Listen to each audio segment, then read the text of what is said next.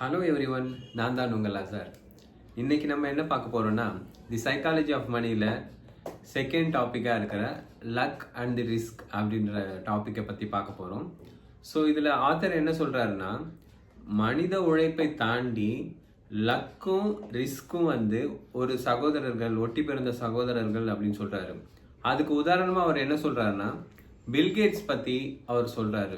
நம்ம எல்லாருக்கும் தெரியும், பில்கேட்ஸ் மைக்ரோசாஃப்ட் நிறுவனர்ன்றது. அவர் தான் அதை ஆரம்பித்தார். அவர் கூட இன்னொருத்தர் one of the partner, one of the founder பார்த்தீங்கன்னா ஆலன்ன்றவர். ஸோ பில்கேட்ஸ் அவர் எப்படி அந்த கம்ப்யூட்டரை கற்றுக்கினேன், கம்ப்யூட்டர் எனக்கு எப்படி கிடைச்சிது, அதோட அறிவு நான் எப்படி கிடைச்சிது அப்படின்றத அவர் எக்ஸ்பிளைன் பண்ணுறாரு. முதல்ல அவருக்கு கம்ப்யூட்டர் எப்படி கிடைக்க வந்தது அப்படின்னு அதை பற்றி நம்ம பார்ப்போம். ஸோ அவர் பார்த்தீங்கன்னா பில் டக்கிள்ன்றவர் செகண்ட் வேர்ல்ட் வார் முடிஞ்சு அவர் என்ன பண்ணுறாரு, ஒரு டீச்சராக அந்த லேக் சைட் ஸ்கூல், அதாவது பில்கேட்ஸ் படித்த லேக் சைட் ஸ்கூலுக்கு வராரு. ஸோ அங்கே என்ன பண்ணுறாரு, அங்கே பேரண்ட்ஸ் இருப்பாங்களே, அவங்கெல்லாம் ஒரு கிளப் வச்சுருக்காங்க. ஸோ அந்த கிளப்பில், அதான் நம்ம பெற்றோர் சங்கம் சொல்லுவோம்ல நம்ம ஸ்கூலில், அந்த மாதிரி வச்சுருக்காங்க. அவர் என்ன சொல்கிறாரு, இந்த மாதிரி புக்ஸ் எல்லாம் படிக்கிறது எனக்கு சரியாக படலை. ஸோ அதனால் என்ன பண்ணுங்க, எனக்கு ஒரு $3000 தேவைப்படுது. அந்த $3000 இருந்ததுன்னா நான் ஒரு கம்ப்யூட்டர் வாங்குவேன் அப்படின்னு சொல்லிட்டு சொல்கிறாரு. அது சொல்லும் போது என்ன ஆகுது, அவருக்கும் அந்த $3000 கிடைக்குது. அவர் ஒரு 30 கம்ப்யூட்டர் வாங்குறாரு. பட் அந்த கம்ப்யூட்டர் கிளாஸஸ் பார்த்தீங்கன்னா ரெகுலராக அவங்களுக்கு அந்த இப்போ இருக்கிற மாதிரி கம்ப்யூட்டர் சயின்ஸ்னு ஒரு கிளாஸோ அதுவோ அப்படிலாம் கிடையாது. கம்ப்யூட்டர் கிளாஸ்ன்றது எப்படி இருக்குன்னா, இன்ட்ரெஸ்ட் இருக்கவங்க கிளாஸ் முடிஞ்சு ஸ்கூல் முடிஞ்சு கற்றுக்கலாம், இல்லாட்டி சண்டேஸில் கற்றுக்கலாம், அப்படி இருக்குது. ஸோ அப்படி வந்தது தான் அந்த கம்ப்யூட்டர் அவங்க ஸ்கூலுக்கு. இப்போ பார்த்தீங்கன்னா இதில் அந்த ஆத்தர் எதுக்கு லக் அண்ட் ரிஸ்க் இருக்குது, மனுஷனோட உழைப்பை தாண்டி இந்த ரெண்டுமே ஒரு மனுஷன் மேலே வரத்துக்கு எப்படி ஹெல்ப் பண்ணுது அப்படின்னு சொல்கிறதுக்கு எதுக்கு அவர் சொல்கிறாரு அப்படின்னு பார்த்தீங்கன்னா, 1968 இந்த டைம்ல பாத்தீங்கன்னா யுஎன்ஓ, அதாவது யுனைடெட் நேஷன் ஆர்கனைசேஷன்ல ஒரு சர்வே எடுக்கிறாங்க. அப்ப பாத்தீங்கன்னா கிட்டத்தட்ட 300 மில்லியன் பீப்புள்ஸ் அங்க படிக்கிறாங்க. சாரி ஓவரா பாத்தீங்கன்னா வேர்ல்டு வைட்ல பாத்தீங்கன்னா 300 மில்லியன் பீப்புள் ஹை ஸ்கூல் படிக்கிறாங்கன்ற ஒரு சர்வே இருக்கு. அதுல பாத்தீங்கன்னா கிட்டத்தட்ட 18 மில்லியன் அமெரிக்கால படிக்கிறாங்க. அதில் வாஷிங்டனில் 2,70,000 ஸ்டூடெண்ட்ஸ் ஹை ஸ்கூலுக்கு படிக்கிறாங்க. அதில் சியாட்டலில் 1,00,000 பேர் ஹை ஸ்கூல் படிக்கிறாங்க. இதில் பார்த்தீங்கன்னா அந்த லேக் ஸ்கைட் ஸ்கூலில் பார்த்தீங்கன்னா 300 ஸ்டூடெண்ட்ஸ் தான் இருக்காங்க. வெறும் 300 ஸ்டூடெண்ட்ஸ் தான் இருக்காங்க. ஸோ இந்த கேல்குலேஷன் வச்சு நம்ம பார்த்தோன்னு பார்த்தீங்கன்னா 300 மில்லியன் ஸ்டூடெண்ட்டு ஹை ஸ்கூல் படிக்கிறாங்க. அதே இதில் வெறும் 300 பேர் இருக்கிற ஸ்கூலில் தான் அந்த கம்ப்யூட்டர் கிடைக்குது.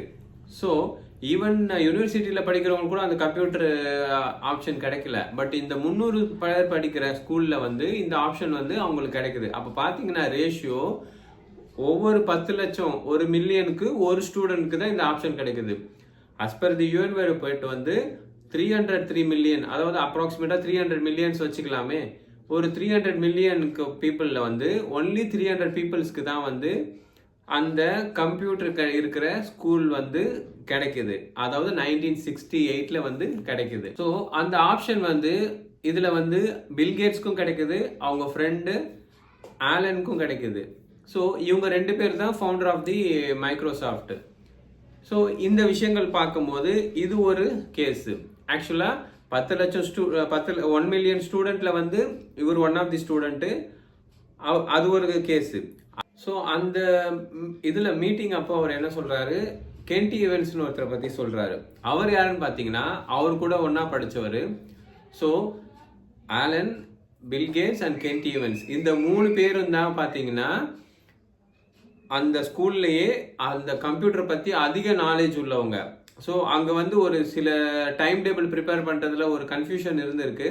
அதை இவங்க அந்த கம்ப்யூட்டர் மூலமாக சால்வ் பண்ணிலாம் கொடுத்துருக்காங்க. அந்த அளவுக்கு அந்த 3 பேரும் கம்ப்யூட்டரில் ரொம்ப திறமையானவங்க. ஸோ பில்கேட்ஸ் என்ன சொல்கிறாருன்னா, நாங்கள் ரெகுலராக நான் ஈவெண்ட்ஸ்க்கு ஃபோன் பண்ணுவேன், அவர் ஃபோன் பண்ணி கம்ப்யூட்டர் பற்றி ரெகுலராக பேசிக்கிட்டே இருப்போம் அப்படி இப்படின்னு சொல்கிறாரு. அவர் என்ன ஆயிடுச்சுன்னா ஒரு விபத்தில் இறந்துடுறாரு.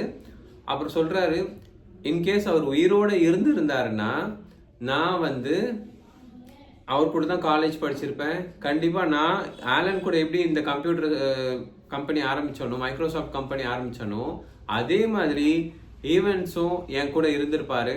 இந்நேரம் நாங்கள் 3 பேருமே இந்த கம்பெனி ஒரு ஃபவுண்டராக இருந்திருப்போம் அப்படின்னு சொல்லிட்டு அவர் சொல்கிறாரு. ஸோ அந்த அவர் இறந்தாரு சொல்கிறாங்களே, அவர் எப்படி இறந்தார் தெரியுமா?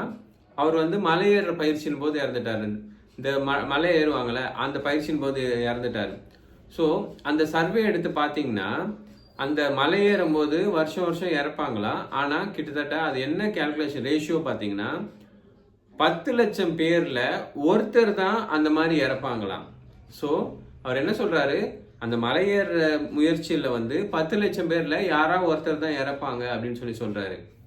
இதில் பார்த்தீங்கன்னா 10 லட்சம் பேரில் பில்கேட்ஸ் ஒருத்தர் வந்து கம்ப்யூட்டரை கற்றுக்கிட்டு இப்போ பார்த்தீங்கன்னா உலக லெவலில் ஃபேமஸாக இருக்கார். உலக பெரிய பணக்காரில் அவரும் ஒருத்தர்.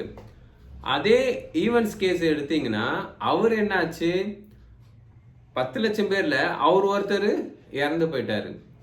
இப்படி யோசிச்சு பாருங்களேன். இன்கேஸ் ஈவென்ட்ஸ் மலையேறாமல் போயிருந்தா, இல்லை பில்கேட்ஸ் வந்து மலையேறியிருந்தா, இந்நேரம் நம்ம என்ன பண்ணியிருப்போம், பில்கேட்ஸை மறந்துருப்போம், ஈவென்ட்ஸை ஞாபகம் வச்சுருப்போம். ஈவெண்ட்ஸுன்றது இப்போ யாருமே நம்மளுக்கு தெரியல. ஸோ இதுதான் லக்குக்கும் ரிஸ்க்குக்கும் அவர் ஆத்தர் சொல்கிற ஒரு டெஃபினிஷன். ஸோ இது எப்படின்னா இந்த ஆலவந்தான் படத்தில் இந்த கமல் அந்த கமலாக இருந்திருந்தா, அந்த கமல் இந்த கமலாக இருந்திருந்தா ஒரு செனாரியோ தான். ஒரு விஷயம் லக்கும் ரிஸ்க்கும் வந்து நம்மளை வந்து மனுஷ சக்தியை விட அப்பாற்பட்டு இருக்கும் அப்படின்னு சொல்லிட்டு இவர் சொல்ல வராரு. மறக்காமல் என்னோட பேஜை லைக் பண்ணுங்கள், சப்ஸ்கிரைப் பண்ணுங்கள், உங்கள் ஃப்ரெண்ட்ஸுக்கு ஷேர் பண்ணுங்கள். ரொம்ப நன்றி.